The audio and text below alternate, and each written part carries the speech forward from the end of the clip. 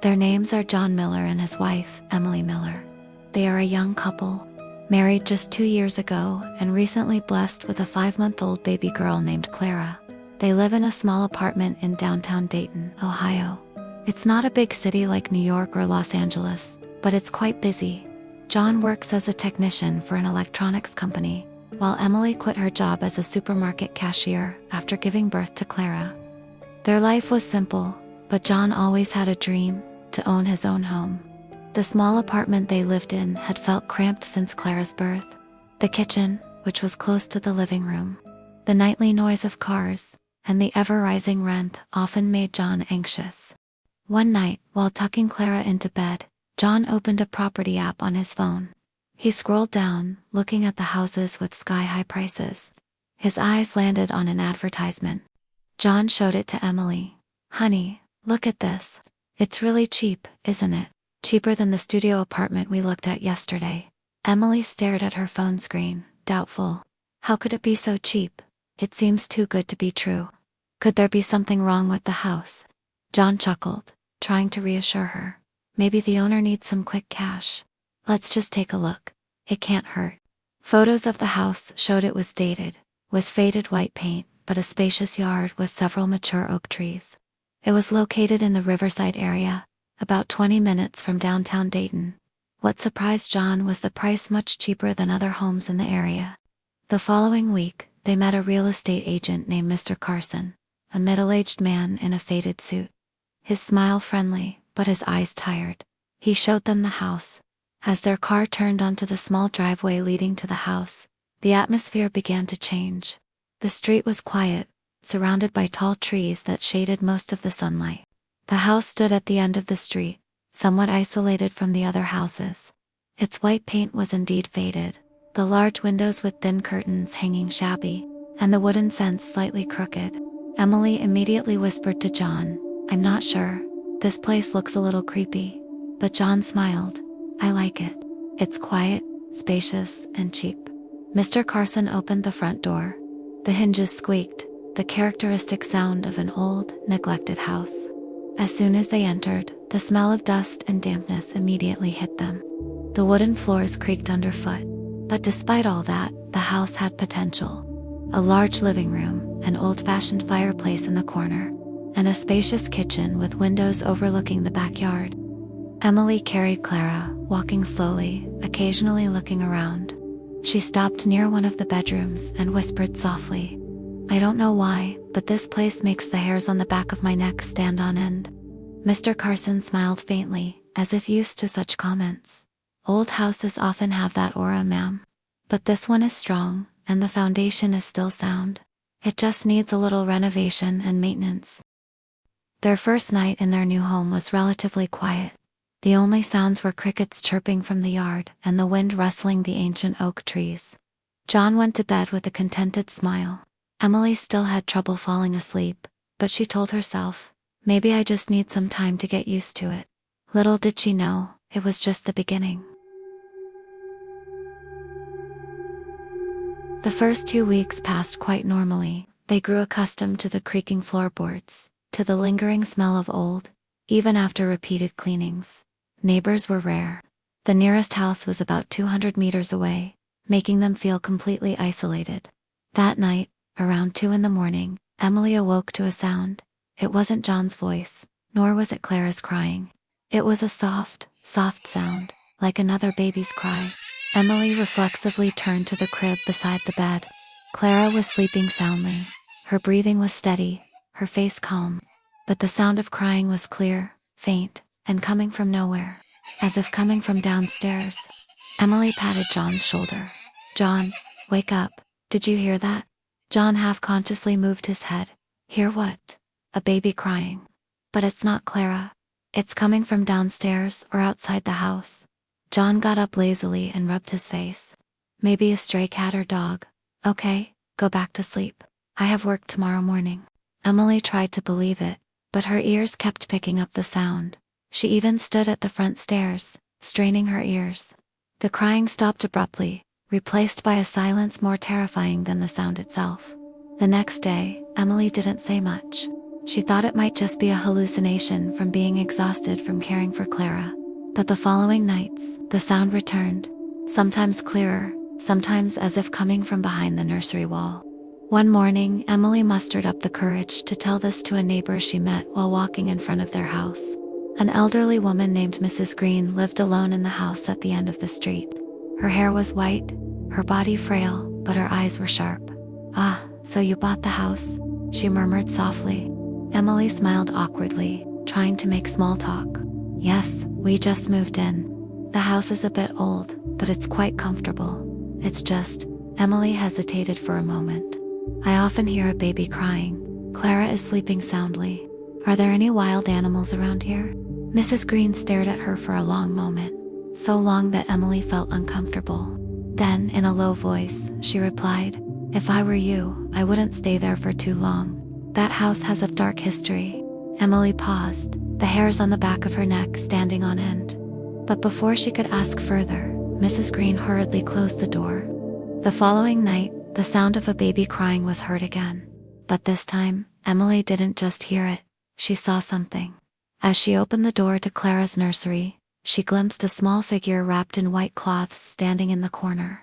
The shadow lingered for only a few seconds before disappearing, but it was enough to make Emily scream softly and immediately embrace Clara. John ran in, panicked. "What else, Em?" Emily trembled, pointing at the corner of the room. "I saw a baby, but it wasn't Clara. She was standing there, she was staring at me." John stared at the empty corner of the room. There was only the old wooden chest they had brought from the apartment. He sighed heavily. "Emily, you need to rest. You're tired. Don't get too carried away by this house. It's just a vision." But Emily knew what she saw, and deep down she knew this house held something more terrifying than just the voices. The days that followed grew increasingly difficult for Emily. John continued to think everything she was experiencing was just postpartum stress, but Emily knew what she was feeling was real. One afternoon, Emily was hanging out laundry to dry in the backyard. Clara slept in her stroller under a tree. A gentle breeze blew, carrying the scent of wet earth. As Emily was placing the clothesline in the ground, the end of the wooden rod hit something hard. A rock, Emily thought. She tried digging a little with her hands. It turned out to be no rock. It looked like an old wooden plank, embedded in the ground. Her curiosity overcame her fear. She grabbed a small shovel from the shed and dug deeper. Soon the plank opened, revealing something that nearly made her heart stop. A small, dull black wooden box, half destroyed by termites. And inside, tiny bones that clearly belonged to a baby. Emily dropped the shovel, her body trembling. She stepped back slowly, her eyes staring blankly at the contents of the box. A piece of white cloth wrapped around some of the bones, and on it were written faded letters, "Emma." At that moment, Clara's voice, crying loudly, came from the stroller. Emily ran over, but when she reached her, Clara was silent. The baby's face was pale, as if she had just caught a cold. Emily immediately held her close, crying. That night, Emily told John everything. But as usual, he denied it. Are you serious? Are you sure they're baby bones? They could be animal bones. And about the wooden box, maybe people used to bury things in their yards. Don't jump to conclusions, Emily snapped, her eyes welling with tears. But when they dug again the next day, the box was gone. The ground was level again, as if it had never been dug up. John looked at Emily with a mix of pity and annoyance. "See, it's nothing. You were probably just dreaming, or you fell asleep in the yard. I understand you're tired." Emily remained silent. But inside, her fear was growing. If the box was truly gone, then something or someone had deliberately removed it. The first incident. One night, Emily woke up to Clara crying. But when she got to the nursery, Clara was sleeping peacefully. What froze her was the dresser drawer opening by itself, then slamming shut as if someone was angry. The second incident, John began experiencing strange things as well. One morning he entered the bathroom and found the mirror covered in blurry fingerprint-like writing. The writing appeared to be the letters M.A. John wiped it away, thinking it was moisture. But his mind began to waver. The third incident. Emily saw a small figure wrapped in white cloth crossing the hallway several times. She always appeared briefly, then disappeared. Sometimes her crying could be heard from the kitchen, sometimes from the attic. One night, the disturbance reached its peak. Emily was awakened by the sound of Clara crying loudly. She rushed into the nursery. But this time, the sight she saw made her blood run cold. Clara was indeed there on the crib, but there was another figure standing next to her. A small baby with a pale face, blank eyes, a body covered in dirt, and a dirty white cloth wrapped around it. The baby turned slowly toward Emily, then opened its mouth wide, letting out a shrill, inhuman cry. Emily screamed as loud as she could, running to grab Clara. When she turned back, the baby was gone. But on Clara's pillow, there was a small dirt-covered handprint. John ran in, panicked. Emily screamed hysterically, "Did you see that? Did you see that?" John stared in confusion. "See what, Em?" Emily trembled, pointing at the pillow there. "The handprint. He's here." John finally noticed the dirt on Clara's pillow. His face paled, unable to deny it any longer. For the first time, he truly believed Emily. The next day, they decided to go to Mrs. Green's house, the elderly neighbor. Emily urged, "Please tell us what you know about this house. We need to know the truth." There was never a formal funeral. After that, the house sat empty for a long time. Every family who lived there never felt at home.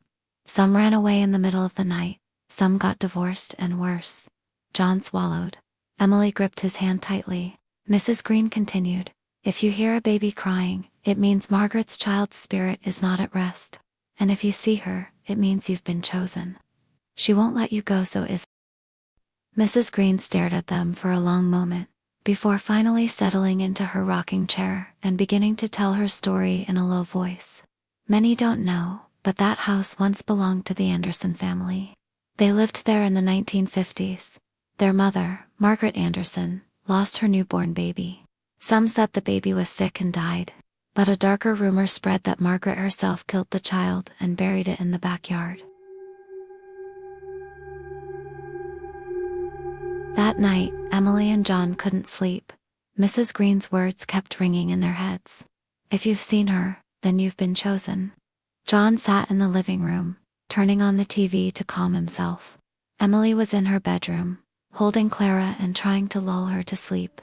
The silence of the night was filled only with the sound of crickets chirping outside the window. Suddenly, the lights in the living room flickered. John looked up. The TV suddenly went off, the black screen reflecting his own face. But there was something else in the reflection. The shadow of a woman stood behind him, long, tangled hair covering her face, her dress worn, her thin hands holding something. John turned quickly. The room was empty, but from the direction of the kitchen, he heard the sound of cutlery falling, followed by the soft, quiet cry of a baby, as if calling out. "Honey, did you hear that?" John shouted, panicked. Emily ran out of the room with Clara in her arms. "Yes, I heard that. It was a baby, John." John looked at her, his face pale. But that wasn't Clara. The crying grew louder, from the kitchen, then the hallway, then the stairs. The cries seemed to move rapidly, surrounding the house. That night they didn't sleep. Every time the lights went out, the crying returned. Every time the lights came back on, the crying disappeared. It was as if someone was playing a trick on them. In the following days, Emily began seeing the figure of a woman in a white dress in the backyard, standing bent over the ground where she had found the wooden box. The woman never looked up, just stood there, making soft sobs. One morning, Emily entered the nursery. On the wall, there was a white chalkboard writing, "Bring her back." Emily screamed, calling for John. But when he entered, the writing was gone.